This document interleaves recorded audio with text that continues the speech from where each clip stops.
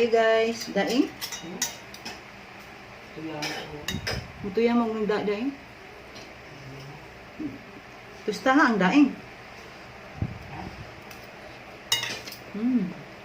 Masarap guys. Yan lang.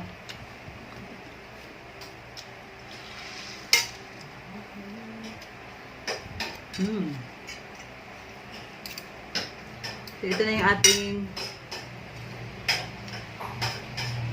dito na siya. Ang aga Ito na yung ating buttered garlic cream Dory.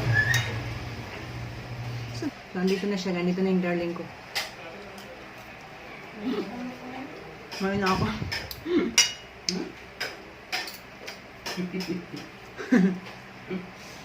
Tubig ma.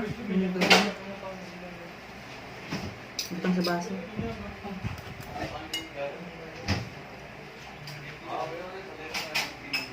So, andito na siya guys. May kasamang bisita. Lumipad yung isda.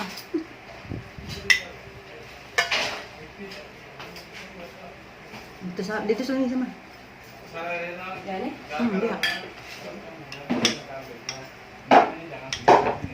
Yan ba sila? Duhara mo na. Tolo? Duhara.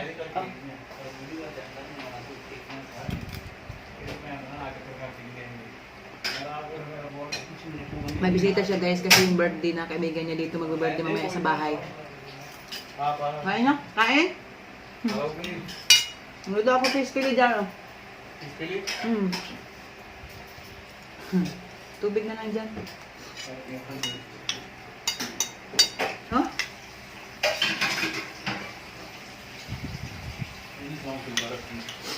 Kain kayo? Rice? Ayan. Chicken jago machia. Ba? क्यों ऐसा करना था खाने बाहर को नहीं बजे ना करी बाबू तू अब बोलेगा जिसमान 10 साल लोग ना मम्मी आए देखो जी आज ही जाएं अभी 6 बजे और सब Pagtapos dasal din kain na. oo Mag ano ka dyan o? Sabihin mo sa guard na may mga papasok mamaya. Baka hindi mo pasok.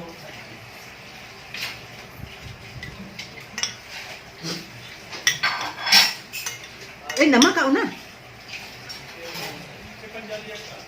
Marami na ako guys.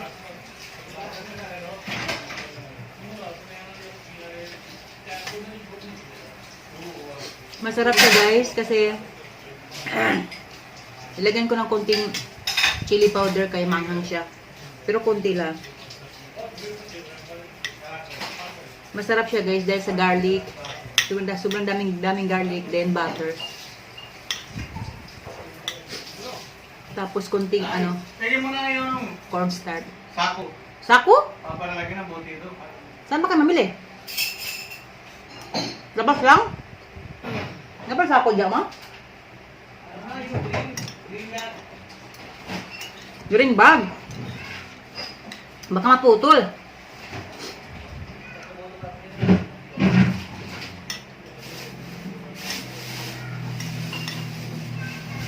Wala na ako. Pinagtatapon mo na yung sako, diba? Mga sako sa bigas. Mga sako sa bigas lang to dyan, no eh. Sako sa bigas lang. Ito na lang. Bigay mo na yan. Yan sako sa bigas? Ito lang oh. Yung mga sako ba? Saan ka ba? Kanin. Kanina lang. Huwag to, kung maputol ko agad. Ito na lang. Dalawa, oh.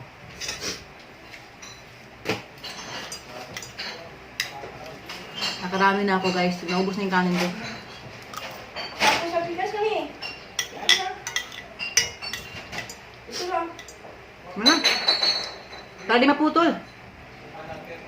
Kasi birthday ng kaibigan niya guys. Dito mag-birthday sa bahay. Mamayang gabi. Mamili sila ng beer.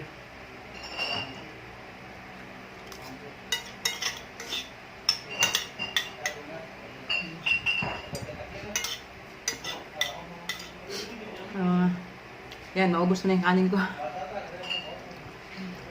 Naubos na ako ang kanin man. Ang dami kong gilagay yung kanin.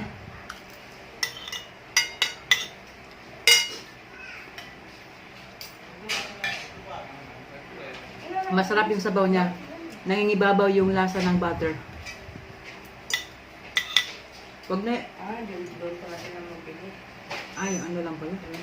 Bakit dyan? Mahal dyan. Basiyo lang ang hindi na. Oh, deposit. Paano yung deposit?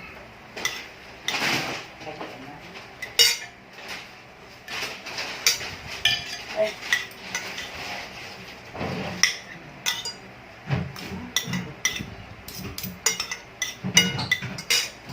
Guys, ito yung buttered garlic cream dory fish. Yan. So, yun. Nakaubos na ako ng ilang hiwa. So, masarap siya guys kasi ano, gisahin nyo yung garlic sa butter. Tapos, pag nagba-brown na, ilagay nyo na yung ano, lagyan nyo ng spices. So, tapos na ako guys. Si mama na lang kakain. Ilagay nyo lang yung ano, butter. Then, gisahin nyo yung garlic. Tapos, lagyan nyo ng spices. Depende kung anong gusto nyo yung spices. Tapos, ilagay nyo yung isda. Landahan. Mga after 10 minutes, medyo nagba-brown na yung isda. Baliktarin nyo na pakabila. Para, hindi siya pwedeng haluin kasi madudurog. Tapos, baliktarin nyo naman pa ulit guys. Pag naano na, pag naluto na yung magkabilaan, nilagyan nyo ng ano. Depende sa inyo kung dagdagan nyo ng butter kasi gusto ko may maraming butter, lasang butter. Kaya dinagdagan ko ng butter. Tapos, pagka lutong-luto na, lagyan nyo na magtunaw na kayo ng cornstarch, pampalapot sa sabaw. Magtunaw kayo ng cornstarch, tapos ilagay nyo. Tapos dagdagan nyo ng maraming tubig para hindi siya malapot. Kasi pag sobrang lapot, ayun, pangit na. Parang hindi na kayo nagano ng sabaw. Parang walang sabaw, lapot na lapot lang. Kaya sa akin, lagyan ko siya ng ano, yan, para ganito siya lang siya. Parang gravy lang siya, guys. Oo. Si mama naman naglonlon malunggay. Malunggay lang, guys. Walang halo. Naglawoy ng malunggay. Malunggay lang yung ano na. Kasi maraming malunggay dito eh. Kaya puro na lang malunggay. Liwang na sa likod bakal. Ang dilim. kain tayo, malunggay. Hindi malunggay.